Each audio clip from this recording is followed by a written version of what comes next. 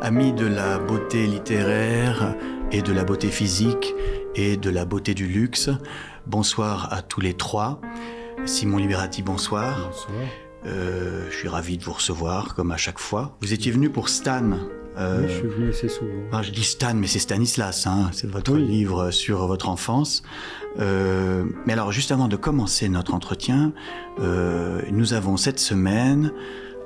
Eh bien, j'envoie tout de suite la pause. Le livre dont l'auteur ou l'autrice mériterait d'être sur le plateau, mais voilà, je n'ai pas la place. Et cette semaine, l'écrivain que je voulais inviter, mais je n'ai pas la place, c'est Thierry Vimal. Vous ne connaissez pas Thierry Vimal? Non. C'est l'auteur de Le Grand 8, et aussi d'un livre qui m'avait bouleversé, qui s'appelait 19 tonnes, sorti en 2019, où il racontait l'attentat de Nice. Vous savez, ce camion de 19 tonnes. Camion. Voilà, il a perdu sa fille dans cet attentat. C'est un livre absolument très très très beau. Et cette fois, alors, ça s'appelle Fontaine Duval Cowboy. C'est l'histoire d'une famille, la famille Fontaine Duval. C'est lui sur la photo? Et non, je ne sais pas si c'est lui sur la photo, mais c'est totalement déjanté. C'est une famille dysfonctionnelle. Son petit frère organise des orgies de chemsex, prend du GHB et pousse des gloussements et des hurlements toute la journée dans sa chambre. Ils louent une partie de leur maison pour un Airbnb, mais le petit frère est attrapé par la police et incarcéré. Du coup, c'est la grosse galère pour le narrateur, qui est le grand frère, et qui doit s'occuper de ses parents malades et de cette maison. Voilà, c'est hilarant, c'est trash. C'est rural.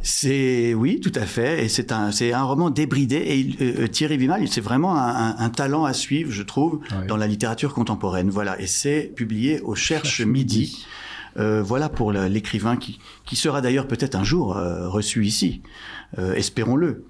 Vous êtes né en 1960, Simon. Savez-vous combien de livres vous avez écrits? Non. Mais 16, je pense. Alors vous savez, parce que c'est 16. Ouais, voilà, bravo. 7 romans. 4 récits de non-fiction sur des gens existants. Hein. 3 récits autobiographiques. Et 2 essais. Voilà, j'ai noté ça. Des essais littéraires principalement.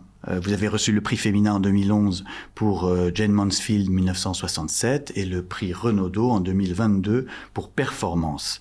Mais ce que les gens savent moins, c'est que vous avez débuté dans le journalisme féminin. C'était en quelle année? J'ai débuté dans le journalisme junior féminin, c'était à la fin des années 80, et c'était pour le journal 20 ans. À 20 ans, vous faisiez l'horoscope? Oui, j'ai fait longtemps l'horoscope. J'ai même fait très longtemps l'horoscope à 20 ans. Mais vous êtes astrologue? Non, c'était... vous savez, on partait du principe... C'était un journal assez, assez honnête.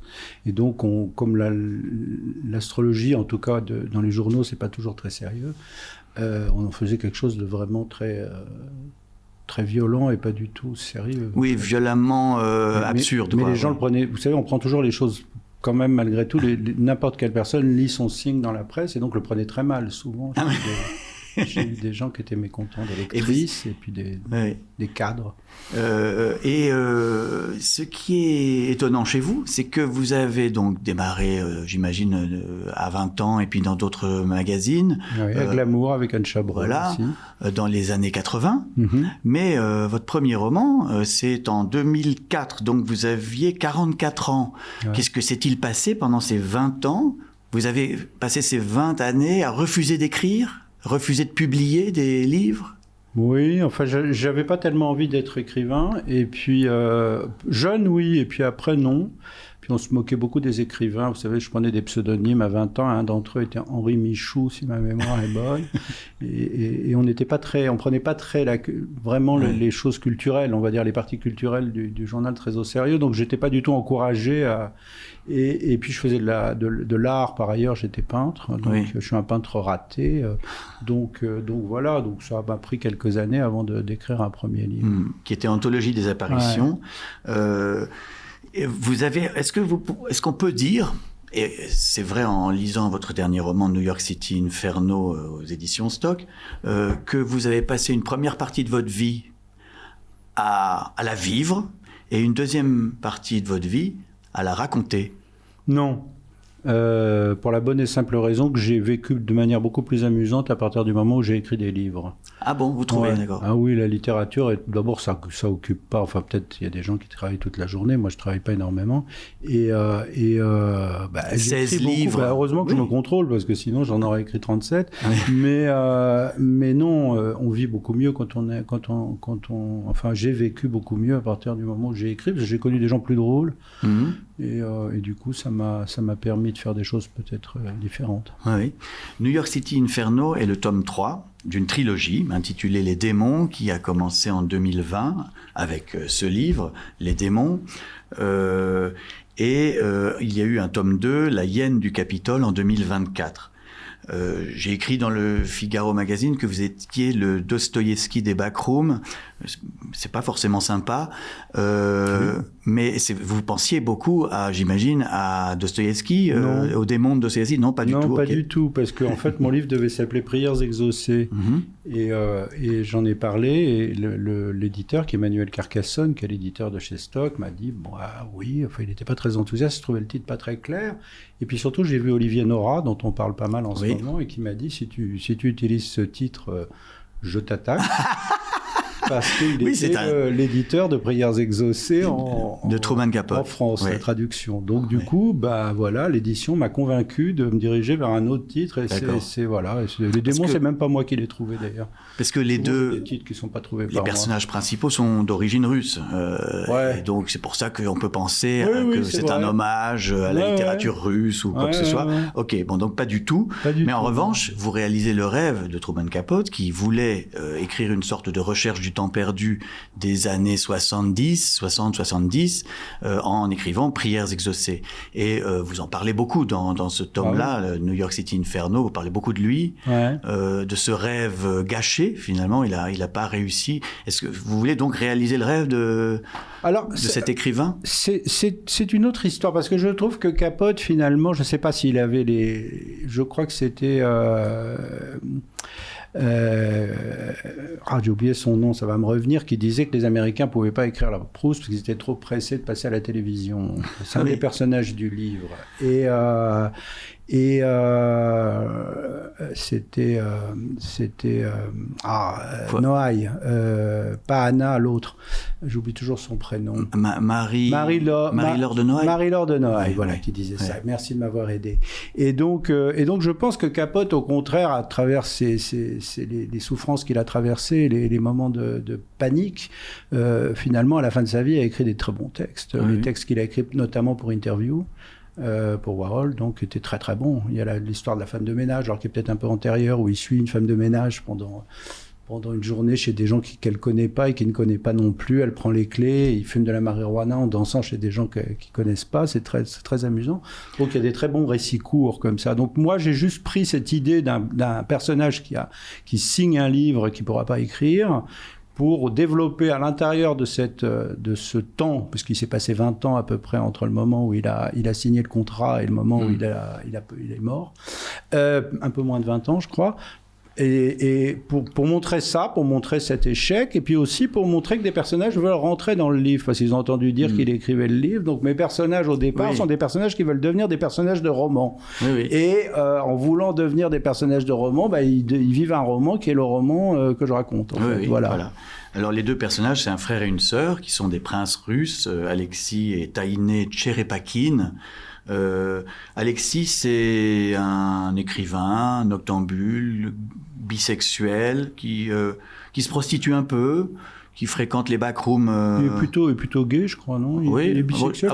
Il couche avec une fille, je crois pas. Non, pardon, alors je sais pas pourquoi j'ai dit ça. Non, je sais pas, donc on dit bisexuel. Il a l'air un peu amoureux de sa sœur par moment, donc peut-être pour ça. Oui, mais des gens amoureux de leur mère ou de leur sœur et qui sont homosexuels, il y en a pas mal. Mais oui, pardon, je me rappelle plus quelle était la question. Donc je décrivais Alexis. Ah oui. Là, dans ce tome 3, il fréquente beaucoup les clubs sadomaso du Meat Market District. Ouais, ça c'était quelque chose d'assez amusant à raconter. Les clubs SM de l'époque, c'était terribles. Et il y en avait en France, mais ils étaient moins bien. Mais ceux de New York, et puis évidemment ceux de San Francisco, mais c'est ceux de New York qui sont finalement restés dans l'histoire. Ça m'a permis de me faire une petite passage comme ça, infernal. Bon, de toute façon, vous êtes le titre, il y a Inferno dans le titre, vous êtes attiré depuis toujours par les bas-fonds, l'underground, à la fois, je dirais, ce qu'on appelle le trash. Qu'est-ce que vous trouvez dans ces décors-là? Alors, si je peux vous raconter une histoire que je n'ai pas racontée sur ce livre, c'est qu'en fait, au début, j'étais tombé amoureux de François-Marie Bagné à la fin des années 2010, vers 2017, et je m'étais rapproché de lui parce que je voulais faire un livre sur lui, pas forcément sur l'histoire Bettencourt, qui n'est pas la chose qui m'intéresse le plus chez lui, mais sur le personnage que je trouve extrêmement intéressant et drôle et vivant.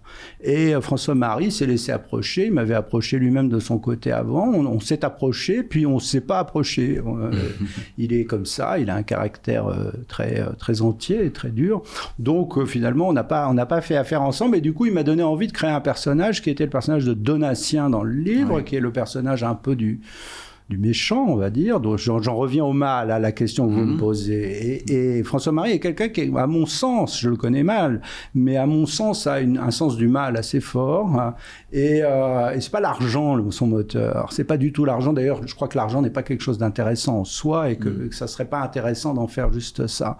Et l'histoire des démons, c'est l'histoire de quelqu'un qui veut se faire aimer finalement d'une jeune fille, qui est lui-même plutôt, on va dire, alors là, pour le compte, polysexuel, et c'est-à-dire qu'il est attiré par les vieilles dames, par toutes sortes de gens, et en même temps qui veut et qui veut séduire, et cette fille qui veut séduire, c'est l'héroïne du livre. Donc en fait, c'est l'histoire d'amour aussi entre ce garçon sombre, ambitieux, ténébreux au sens balsacien du terme, et donc Tainé. Alors j'ai revu après Bagné, et alors on a dîné, et bon, il n'a pas... Je pense qu'il est au courant, ça m'étonnerait, je connais beaucoup de gens en commun, et les gens sont un peu en général friands de ce genre de choses, surtout quand on sait que les 3/4 des gens sur lesquels j'écris, en général, soit me donnent des coups de couteau, soit me poursuivent en justice. Donc, si vous voulez, a priori, je prêtais le flanc.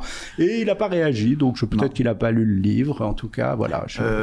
En tout cas, c'est à lui, finalement, que je pensais beaucoup en écrivant, écrivant les démons. Tainé Tcherepakine, donc la sœur d'Alexis, elle est photographe, lesbienne, toxicomane, et elle est disquaire, ce qui est un métier qui est en voie de disparition, mais à l'époque, il y en avait beaucoup. Diriez-vous que... Parce qu'il y a une phrase que j'ai trouvée dans les démons. C'est peut-être la phrase que vous venez de citer. « C'est idiot, il faut qu'il arrête.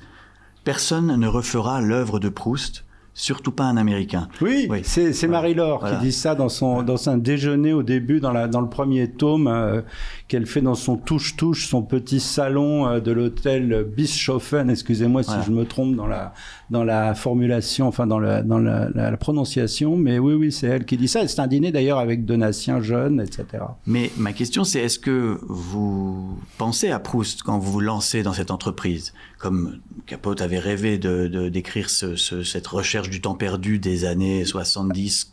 Voilà. Alors, j'ai pas un rapport fétichiste aux écrivains anciens, que ce soit Proust, que ce soit Homère, que ce soit Joyce, que ce soit Dante, on va y aller carrément.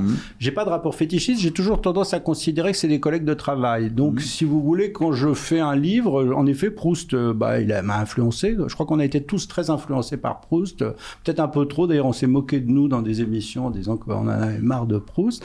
Mais la vérité, c'est que Proust m'accompagne. Donc, si vous voulez, quand je pense en effet à certaines descriptions, à certaines ouvertures de boîtes dans des boîtes de psychologie, forcément, et les phrases, la longueur des phrases, on est obligé de penser à Proust. Mais c'est pas du tout un rapport, je rêve pas, enfin c'est pas pour me dédire, pour me mettre en disant non, j'ai pas du tout voulu faire Proust, mais je suis pas du tout fasciné par les œuvres, je suis intéressé par les idées nouvelles qu'on trouve souvent dans la littérature ancienne. Oui, mais je veux dire, en s'intéressant à une bande de dépravés de la jet set de cette époque-là. On voit passer dans votre livre Andy Warhol, on voit passer les sœurs Bouvier, Jacqueline et Lee Radziwill, on voit passer Robert Mapplethorpe et Patti Smith à l'hôtel Chelsea.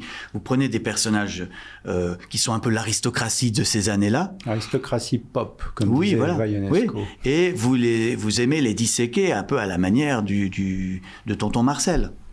Ouais, Tonton Marcel, ça me plaît bien. On va dire que je fais comme Tonton Marcel. Avec des... Non, le problème des gens célèbres, et surtout de ces gens-là, c'est que c'est toujours très difficile. Vous le savez vous-même, vous êtes on fait le même métier. C'est très difficile de les mettre en mouvement et de perdre avec eux le côté, voilà, c'est comme quand vous rencontrez quelqu'un de très connu, les premières minutes, vous êtes quand même plutôt victime de tout ce que vous avez lu dans la presse, etc. Donc c'est très compliqué. Un Warhol, un machin, c'est des gens qui sont difficiles à manipuler, et donc il faut arriver à mélanger la fiction, et il faut vraiment se les être accaparés complètement, et finalement, et donc c'est l'exercice, c'est la difficulté de l'exercice. Et pourquoi choisir un exercice aussi difficile? À l'époque, je voulais faire de l'argent, parce que c'était pas du tout que je voulais devenir riche, mais je voulais pouvoir arrêter d'assommer les libraires et les journalistes de livres tous les ans. Et le problème, c'est que c'est une trilogie qui est prévue pour être un blockbuster. Bon, il se trouve que c'est un blockbuster maudit. Ce qui est pas pour me déplaire, parce que j'ai eu très bonne critique, j'ai pas à me plaindre de l'accueil, hein, mais on va voir les ventes, je crois que je suis pas le seul. Donc vous pensiez qu'en écrivant sur...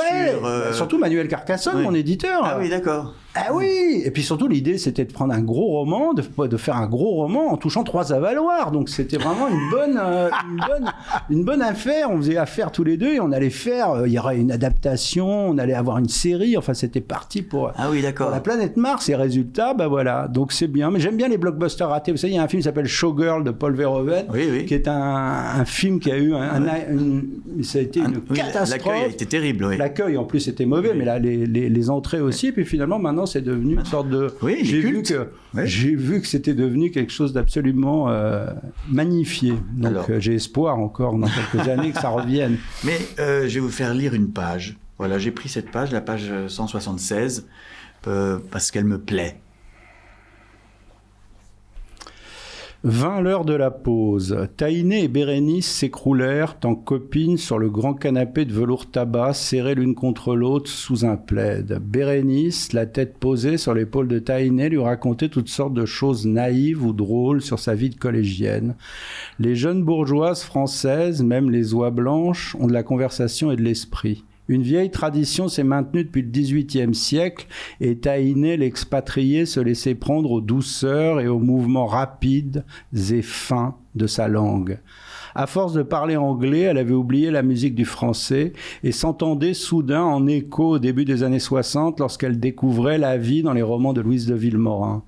Ce plaisir-là, parce qu'il précédait l'autre et qu'aucune loi ne le prohibait, avait une fraîcheur naïve que l'autre plaisir interdit qui suivrait à n'en pas douter effacerait. Taïné était surprise d'y céder et charmée au point de souhaiter ne pas passer outre, suspendre la volupté qui ne serait pas très... Pardonnez-moi, qui ne serait pas très différente de celle qu'elle prenait avec les petites paumées new-yorkaises qu'elle attirait ou attachait dans sa chambre du Chelsea Hotel. Si, selon la fable, les loups à corps sont les plus dangereux, les victimes amusantes, celles qui savent charmer par la parole, peuvent, comme Scheherazade, repousser l'heure du bûcher de l'estrapade sensuelle jusqu'à ce que la nuit tombe et qu'il faille rentrer pour le thé qu'organisait chaque jour Donatien dans le salon. Voilà, alors là on voit un aperçu de votre forme, de votre style, qui est un style quand même ultra littéraire, très fluide, mais enfin quand même habité par Marcel Proust et par d'autres prédécesseurs, Saint-Simon, je pense. D'autres prédateurs Oui, je pense que... Non, mais là on regarde 2 filles sur un canapé, certains auraient fait une seule phrase, vous voyez. Oui, ils auraient bien fait aussi. Vous aimez, non, mais vous créez, vous distillez une atmosphère, un climat, et puis c'est quand même très littéraire. je sais pas, si je dis que c'est du Proust trash, par exemple, c'est un peu simple. Pourquoi pas? Alors, c'est drôle ce que vous me dites, parce que l'autre jour, j'allais à la République, je vais jamais dans ce quartier, et je passe, il y avait des types qui faisaient de la planche à roulettes, là, du comment ça s'appelle? Du skateboard. Oui, moi, j'appelais ça la planche à roulettes quand j'étais jeune. J'ai eu une des premières planches à roulettes à Paris, parce que j'avais un cousin qui aimait bien les petits garçons et qui adorait les planches à roulettes. Et il y a un type qui passe, pas tout jeune, à côté de moi, comme ça, très vite, il a failli me renverser, j'ai eu peur, à mon âge, en plus, les cyclistes, tout ça, à Paris, c'est très dangereux maintenant. Et il a crié « trop littéraire ». Alors je me suis dit, ça c'est formidable, c'est pas mal, ça m'a plu. Ah oui, c'est une belle insulte, oui. Dans le projet initial de Truman Capote, qui est mort en 1984, donc il n'a pas pu terminer son livre, le héros de Prières exaucées, il s'appelait P.B. Jones, et c'est un écrivain bisexuel qui passe son temps entre New York, Paris et Tanger. Et vous avez remplacé Tanger par Rome et un peu la Thaïlande. Pourquoi ? Je vais vous dire toute la vérité. Malheureusement, elle est dure. J'avais un livre que je devais écrire que j'avais vendu à Carcassonne, mon éditeur Manuel, parce qu'on parle beaucoup d'Olivier Nora, il y a aussi Manuel Carcassonne, qui est toujours dans le groupe Hachette. Manuel Carcassonne, qui voilà. Et donc Manuel, je lui avais vendu un bouquin sur un de mes vieux je sais plus comment on dit dans la presse quand il y a un truc qui revient régulièrement, marronnier, un de mes vieux marronniers, qui est Marayat Andréan, l'auteur de Emmanuel. Vous savez, le roman qui a eu beaucoup de succès. Emmanuel Arsan. Alors son vrai nom, c'est Marayat et Louis-Jacques Andréan. C'est Louis-Jacques, le mari, qui a écrit en partie Emmanuel. C'est un couple que mes parents avaient bien connu, que j'ai donc croisé, je crois avoir aperçu Emmanuel une fois, enfin je crois, dans mes souvenirs très enfantins. Et donc je voulais toujours faire ce bouquin sur Emmanuel. Et puis ça me barbait à chaque fois que je m'y mettais. Et il y avait le contrat qui était là, et donc du coup, je me suis dit, qu'est-ce que je vais faire avec cette histoire de Bangkok que j'ai pas envie de raconter? Et je vais faire la trilogie. Donc j'ai fait la trilogie, j'ai réintégré le contrat Marayat à l'intérieur, et comme ça, donc il fallait quand même que j'aille à Bangkok au moins une fois. Et je suis allé à Bangkok. C'est un passage qui m'a assommé à écrire. Et Emmanuel, c'est son passage préféré de la trilogie. Oui, c'est très bien. Oui, moi je trouve que ce passage est très bien, moi. Il y a une espèce de sensualité bizarre. De faire un porno. Ouais. Oui, mais non, mais en fait, c'est intéressant ce que vous dites, parce que c'est quelque chose que les écrivains ne disent jamais. C'est qu'ils ont des contrats, on leur donne de l'argent pour écrire des bouquins, et après il faut bien rendre les manuscrits. Et vous, qui êtes comme une sorte de machine de guerre, une machine à écrire, vous arrivez quand même à les rendre, tous ces livres, et vous les faites, et vous les faites avec, pardon, mais quand même une grande exigence formelle. Alors, pour quelqu'un qui pourrait bâcler des trucs pour le pognon, ne ferait pas ça, vous voyez. Non, je peux pas. Admettez quand même que vous cherchez quand même dans ce travail, c'est pas juste pour le pognon. Ah non, je peux pas, parce que si je faisais un livre pour le pognon, j'aurais plus de pognon. Parce que ça marcherait pas, et en plus je me dévaloriserais, je ferais un mauvais bouquin. Donc si vous voulez, le seul truc que je suis obligé d'essayer de faire, c'est d'essayer de tenir je dis pas que je fais des bons livres, mais de tenir le cheval, parce que sinon je tombe de cheval, c'est foutu. Donc si vous voulez, l'histoire d'Emmanuel, finalement, il y a des partous à Bangkok, etc. C'est dans le tome 1, pour ceux que ça intéresse, qui est disponible en poche et en grand format. Et donc voilà, donc c'était marrant, parce que j'avais eu des expériences à Bangkok que j'ai beaucoup aimées. J'ai eu quelqu'un dans ma vie qui était thaïlandaise, qui était très très très amusante, dont j'ai parlé dans un bouquin, et très très très violente. Je lui avais dédié un livre, elle était contente, elle m'a dit ah oui, le nom c'est bien moi, et puis en dessous il y avait une citation de Proust, elle me dit mais who is this guy? J'aimais beaucoup cette personne, donc j'ai parlé de Bangkok en me souvenant de mes voyages avec elle à Bangkok. Alors, New York City Inferno se passe en 1975. Il y a la décadence de la factory. Truman Capote est complètement alcoolique et cocaïné. On va au Chelsea Hotel, je l'ai dit, on rencontre Robert Mapplethorpe qui prend des photographies pornographiques. Et c'est l'époque où Capote a publié dans Esquire La Côte Basque, un extrait de son projet proustien qui l'a absolument fâché avec coulé mondainement. Coulé pour tout, coulé. Et vous racontez ça en détail. C'est un épisode, évidemment, pour ceux qui connaissent la vie littéraire aux États-Unis à l'époque, c'est un épisode qui a marqué évidemment beaucoup de gens, et lui en premier. Il y a même une série de Gus Van Sant. Absolument, je ne l'ai pas vue, j'ai écrit sur cette série pour Les Inrecuptibles, mais je n'ai pas vu la série. Mais, ça m'arrive, je suis désolé de confesser aussi. Ce péché. Quel arnaqueur. Mais non, c'est eux les arnaqueurs. J'ai pas l'impression que c'était formidable. Mais bon, je me trompe peut-être. C'est très difficile de faire tout ça, de rendre Capote. C'est pour moi une des choses. Celui qui a merveilleusement réussi, c'est celui qui joue dans le film sur De sang-froid. Là, je sais plus son nom, celui qui est mort, une overdose. Philippe Seymour Hoffman. Ouais, lui, voilà, lui. Lui, il sait faire. Lui, il a fait un truc extraordinaire. Donc, Capote. Puis les histoires avec les femmes du monde, etc., c'est un truc qui a beaucoup plu à la presse féminine. Il y a eu énormément de trucs sur les signes. Moi, ce qui est le pire dans mon histoire, c'est que je ressasse des trucs qu'on a déjà vus partout. Et la difficulté, c'est d'arriver à convaincre les gens que malgré tout, il faut quand même c'est quand même un livre amusant et intéressant. Mais c'est vrai. Des choses littéraires et littéraires. Avant, c'était une insulte littéraire à l'époque des surréalistes. On disait littérature, c'est pour les. Maintenant, c'est devenu, on dit, je suis littéraire, j'ai créé un livre littéraire. C'est très littéraire. Vous êtes trop littéraire. C'est devenu j'ai remarqué qualificatif positif. Une autre chose énervante, c'est les gens qui disent texte. Oh, c'est un très beau texte. Ah oui. Moi, je trouve que ça donne absolument pas envie de lire. Ça date du structuralisme. Ah ça. oui, vous avez un texte. Vous avez un texte, mais c'est pas un texte, c'est un roman, c'est une histoire, c'est ce que vous voulez. Mais un texte, on n'a absolument pas envie. Ça donne pas envie, je trouve. Alors, quand même, je reviens à Truman Capote. Truman Capote se grille avec tout le monde en racontant la vie de ses proches. Désolé, ça fait un peu penser à vous. Parce que Truman Capote, c'est un peu le premier auteur cancellé. Il a été vraiment banni. C'est vrai. Et est-ce que vous n'y a pas un effet miroir? C'est la malédiction. Je me suis pris la cancellisation dans la tête alors que j'étais en train, comme un pauvre R, d'essayer de réunir des bouts de ficelle pour construire une fresque historique avec un titre dostoïevskien et j'avais oublié qu'il y avait il y a toujours des malédictions. Vous savez, les livres, c'est des objets, les livres réussis ou en tout cas qui ont une certaine force, c'est des objets magiques. Et ça, je l'ai remarqué plein de fois. Eva, c'est un livre magique. Mauvais, je dis pas que mon livre est magique au sens où on l'emploie pour dire c'est magique en parlant d'un hôtel aux Baléares, mais c'est magique et donc c'est un objet d'envoûtement. Et donc il y a un rapport entre la littérature et la vie.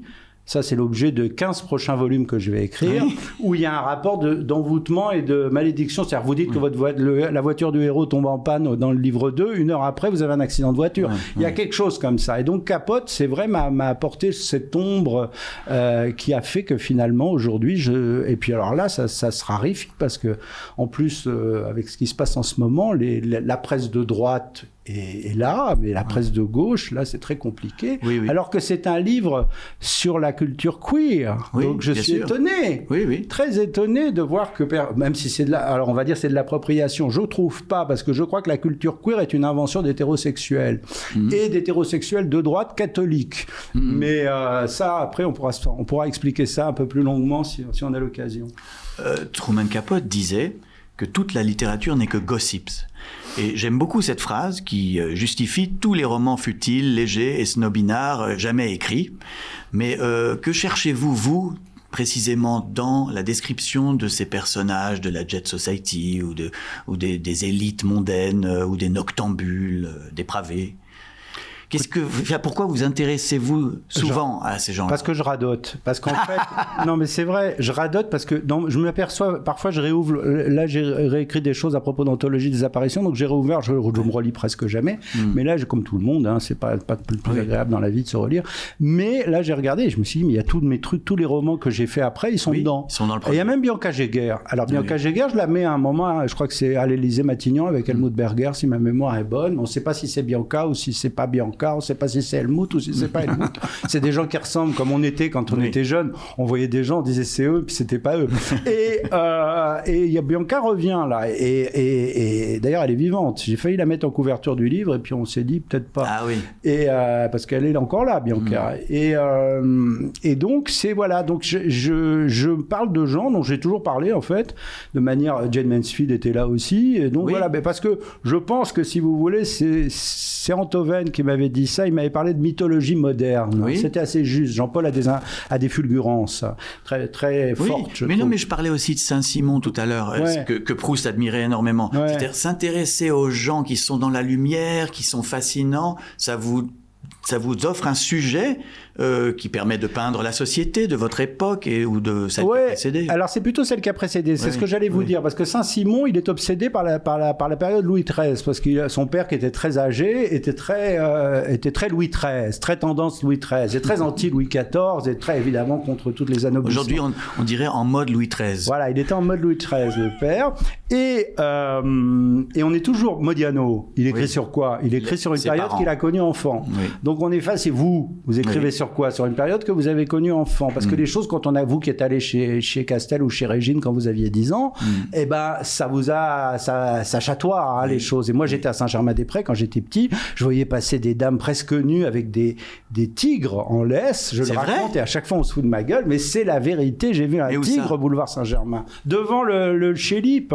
Ah oui? Des gens se baladaient avec des fauves parce que c'était pas interdit à l'époque. Et comme Siegfried et Roy, les dompteurs, ils avaient les lions, les guépards. Alors les guépards, c'était très courant, notamment à Berlin dans les années 30-40. Il y avait énormément de gens qui vivaient avec des guépards. Mon grand-père avait vécu avec un guépard. Donc si vous voulez, bon. Et donc en fait, donc ça fait rêver quand vous voyez ça, des femmes avec des cheveux, vous savez, ce beige, un peu champagne, une teinture qu'on fait plus tellement aujourd'hui, très coiffée comme ça, presque nue dans la rue, avec des cordes brésiliennes, avec des bracelets, etc. Vous voyez ça, vous avez 10 ans, vous êtes enfant de cœur. Enfant de cœur à l'église Saint-Sulpice. À l'église Saint-Sulpice, vous les avez pas, donc vous écrire sur elles. Oui, mais vous voulez dire qu'on est nécessairement bloqué à 10 ans? Je pense. Toute sa vie. Les écrivains, pas mal. Ils sont bloqués à Capote. Capote, qui a eu cette mère alcoolique, qui l'enfermait, il raconte très bien ça dans je sais plus où, qui l'enfermait, qui fermait la porte à clé quand elle sortait pour aller boire. Capote, toute sa vie, la grande destruction de Capote, c'est pas qu'il a fait mourir des gars parce qu'il voulait écrire le bouquin comme on l'a raconté. C'est pas l'Irat Zivil qui, la pauvre, n'aurait pas fait de mal à une mouche, elle n'en était pas capable. Et c'est réellement sa mère. Et donc, si vous voulez, on en revient à la vieille psychologie viennoise, c'est-à-dire qu'en effet, il y a un rapport de la création avec l'enfance. On vient de parler longuement de Truman Capote, mais je me demandais si vous n'étiez pas finalement plus proche de Scott Fitzgerald, c'est-à-dire que vous avez ce désenchantement permanent, cette attirance pour la destruction. Vous avez pour les couples maudits. Oui, vous avez pas mal bu et autres affinités. Est-ce que c'est un auteur que vous avez beaucoup lu? Non. Alors bizarrement, je l'ai lu tardivement. Surtout, je l'ai aimé parce qu'on peut lire des auteurs et ne pas les aimer. C'est pas encore le moment, c'est pas le jour, c'est pas l'âge, c'est pas l'heure. Et puis j'ai lu Tendre la nuit, j'avais abandonné en cours de route quand j'avais 18 ans. Et puis j'ai relu après, sous votre influence d'ailleurs en partie, parce que vous êtes amateur de Fitzgerald. Et Solers aussi, je crois. Jean-Jacques Schull me disait que Solers aimait beaucoup Fitzgerald. Donc je me dis, Solers, BD, quand même que les sommités, quoi. Oui, il faut que j'aille regarder. Et donc je suis allé regarder, et c'est vrai, mais alors on n'a pas du tout, il a un style très... alors lui, pour le compte, il fait 2 filles sur un canapé. Je ne sais pas si vous vous souvenez, dans Gatsby, dans le page 30 à peu près, il y a une scène où il y a 2 filles assises sur un canapé et il décrit leurs robes en disant qu'on avait l'impression que les robes avaient volé autour de la pièce avant de se retrouver posées sur elles. Si ma mémoire est bonne, c'est quelque chose comme ça. Il fait ça en une phrase. Il fait pas... C'est pas comme vous, il fait pas du Proust. Hein. Non, il a un sens... C'est un sévère... Il est sévère avec lui-même, Fitzgerald. D'ailleurs, il s'est puni lui-même terriblement. Il a une retenue, un truc... donc c'est un écrivain très, très, très tenu. Et c'est très beau parce que c'est très sec. C'est pas un écrivain, lyrique. Oui. Non, mais je pose la question autrement. Cette attirance pour les riches, c'est quoi ce qui est fascinant, le plus fascinant? C'est que ce sont des gens désœuvrés? Non. C'est que... Ils sont impassibles. Vous pouvez pas les émouvoir. Et ça, c'est merveilleux. Qu'est-ce qu'il y a de mieux que quelqu'un que vous pouvez pas émouvoir? Parce qu'ils s'en fout. Et qui pense qu'à sa propre mort. Parce que les riches ne pensent qu'à une chose, c'est au jour où ils vont crever. Et c'est quelque chose qui les obsède continuellement et de plus en plus en vieillissant. Donc, si vous voulez, ils sont enfermés dans leur... Et donc, c'est ça. Quand Fitzgerald dit les riches sont différents, à mon sens, il parle des Murphy, je pense, en partie. Ce couple sur lequel il y a eu des livres qui étaient des plus snob que les Fitzgerald, et qui disait d'ailleurs que Zelda était beaucoup plus amusante que Scott, et que Scott n'était pas un convive très intéressant. Ouais. Ben, ces gens-là, ils ont quelque chose, ils sont impassibles. Ce sont comme un peu... Vous savez, c'est une scène que j'aime beaucoup au début de l'Iliade. Vous savez, ce vieux livre. Il y a une scène où il y a Achille qui voit Thétis, sa mère. Et Thétis le regarde avec la pitié qu'ont les immortels pour les gens qui vont mourir. C'est un peu comme ces mères très snobs dans les familles un peu où il y a un père riche et une mère noble qui regardent leurs enfants en disant bon, le pauvre il est quand même un peu mélangé d'un sang qui est pas terrible. Donc il y a un snobisme des parents vis-à-vis de leurs enfants. Mais il y a aussi une critique, une satire. Vous aimez vous moquer aussi de ces gens. C'est pas, je vais pas dire que vous êtes un communiste qui se moque des capitalistes, mais enfin il y a un regard. Enfin, vous parlez vous êtes de gauche. Mais je suis de gauche comme tout le monde en ce moment. Hein. Mais ça, bon, c'est banal. Mais surtout, j'ai été au Parti communiste. Le seul parti politique auquel la police arrive. Ouais, bravo. Le seul parti politique auquel j'ai appartenu, c'est le Parti communiste à l'époque de Georges Marchais. Donc c'était encore à peu près sérieux. C'était pas. Bah moi, c'était Robert Rue. Oui, ça commençait. Ça commence. Mais vous aimez la décadence, les ambiances un peu. Robert Rue, c'est un personnage très décadent. Marchais, c'était encore quand même. Les vacances dans la mer Noire. Enfin, Brejnev, tout ça, quoi. Les maillots de bain. C'était maillots de bain en nylon avec les gros ventres. Enfin, des gens sérieux, quoi. Revenons au livre. Dans votre livre passe aussi Aragon, Paul Morand, vous avez cité Marie-Laure de Noailles, et vous êtes le filleul de Louis Aragon, c'était un ami de votre père, le poète André Liberati. Je vais vous faire lire la page 127. Tiens, voilà. Allez, on va un nouvel extrait. Allez, amusons-nous. On est là pour ça, hein. Il est question d'Aragon. Il préférait la jeunesse, les poètes de 20 ans, les premiers romans, même souvent médiocres. Le style de Barrès avait vieilli comme il craignait que ses propres livres vieillissent. La solitude, la mort d'André Breton et de ses amis de jeunesse l'avaient affecté profondément. Puis il y avait pire que tout, l'usure. L'usure d'avoir trop produit, de s'être totalement abandonné à son don littéraire si longtemps qu'il n'avait plus rien à donner. À l'âge où il était arrivé, la nature, le chant des oiseaux, la fraîcheur de la rosée, l'odeur de l'herbe, même celle des petites moisissures, ou le remugle fade de la Seine le rendaient à sa fois poétique, qui ne pouvait plus s'exprimer autrement que dans la contemplation. Alors seulement, jeté au monde, il était heureux, allant en poète dans les chemins humides qui ne menaient nulle part. Ça, vous l'avez connu à la fin de sa vie. J'ai rencontré à Toulon, à la résidence du Cap Brun. Il était complètement gâteux, il avait un sécateur, il coupait des roses, il était très chic. Et il cherchait ces gigolos, là, des types, l'homme au chapeau qui était toujours au flore, vous l'avez peut-être vu, un beau brun au chapeau. Ils étaient partis à la plage faire du nudisme, parce qu'il y a beaucoup de gens nudistes au Cap Brun. Et j'ai rien dit, je lui ai dit ils sont en bas, et puis je lui ai pas dit bonjour, je suis votre filleul, etc. Parce que c'était pas vraiment son filleul. Il avait dit à mes parents d'avoir un deuxième enfant, parce que mes parents avaient perdu le premier. Voilà. En gros, c'est à lui que je dois la vie. Oui. Voilà. Mais alors, vous critiquez, enfin, vous décrivez le problème des gens trop prolifiques. Et vous publiez beaucoup de la bonne qualité, mais aussi de la quantité. C'est une inquiétude que vous avez aussi de se dire, voilà, j'écris trop, j'écris tellement que bientôt je n'aurai peut-être plus rien à dire. Non, j'ai pas peur de plus rien avoir à dire, j'ai peur qu'on n'ait plus rien à dire de moi et que finalement je perde, si vous voulez, quand vous écrivez peu, les gens s'intéressent à ce que vous écrivez. Quand vous écrivez beaucoup, on considère que vous écrivez trop et on vous lit moins.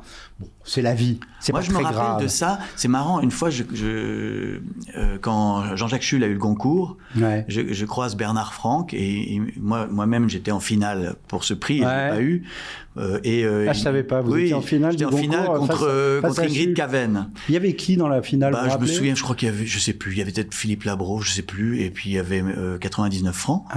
Et je ne l'ai pas eu. Et Bernard Franck m'a dit faites comme lui, n'écrivez plus rien pendant 20 ans. C'est des bons conseils. Un bon conseil que je n'ai pas suivi et vous non plus.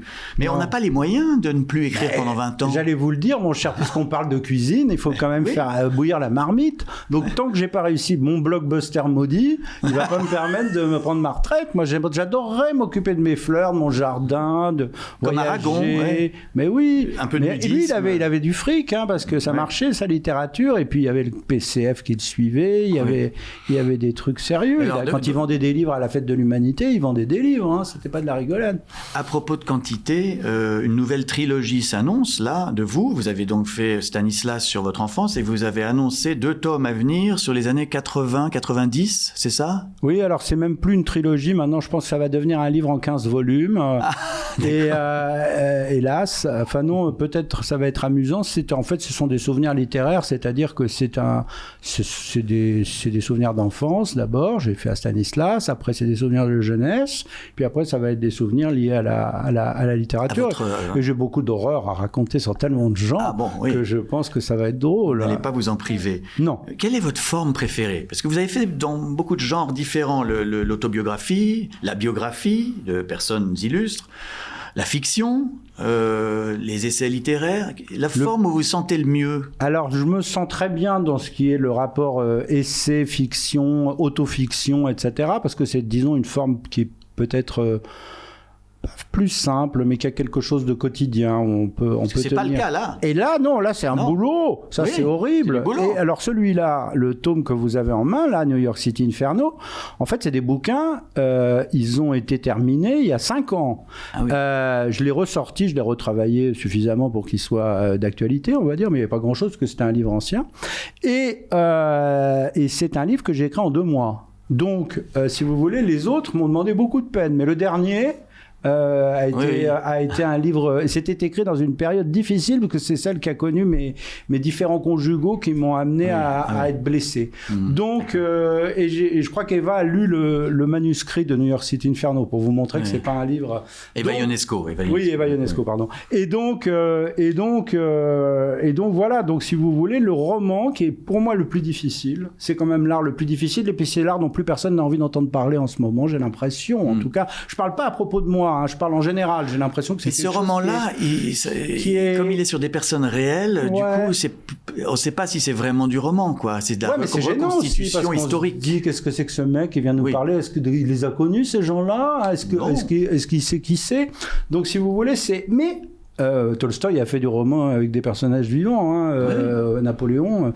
Donc, si vous voulez, le roman, je crois que c'est finalement, au fond, le plus difficile. C'est le plus difficile et c'est peut-être aussi celui, finalement, que je regretterais le plus parce que je pense que je vais plus tellement écrire de romans parce que voilà, l'âge venant, la difficulté, mais c'est certainement l'art, pour moi c'est l'art majeur. Mais ce qui est très étonnant dans ce livre-là, c'est que vous avez écrit donc avec une grande fluidité sur des gens 30 ans avant. Mais qu'est-ce que je dis? Les années 70.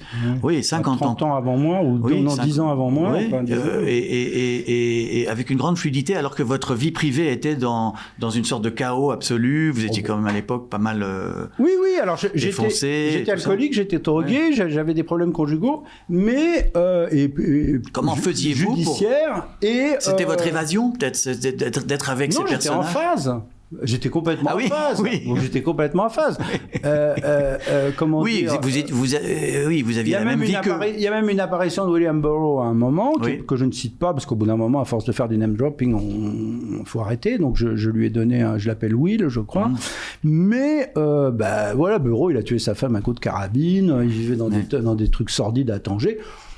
C'est pas... Voilà, et je pense que c'est plus facile d'écrire quand on est dans une situation très précaire, avec des huissiers à la porte, avec la police, des plaintes sur le dos, etc., des problèmes d'alcool, de défonce, de vie quotidienne. Je trouve que c'est très facile d'écrire dans ces conditions. Expliquez-moi. C'est comme dans la fatigue, il y a une sorte de libération par la fatigue? Non, c'est pas ça. C'est qu'on a tellement de plaisir. C'est comme quand on est petit et qu'on joue aux petites autos pour éviter de penser aux types qui vous attendent à l'école. Oui. Donc c'est votre échappée. On est très heureux. Et puis surtout, on fait quelque chose malgré tout. Comme dit Gide dans Palude, j'écris Palude, on écrit...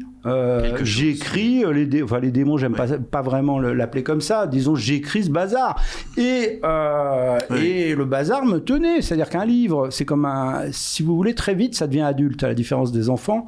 À 1 an de manuscrit à peu près, ça devient votre soutien. Avant, c'était votre.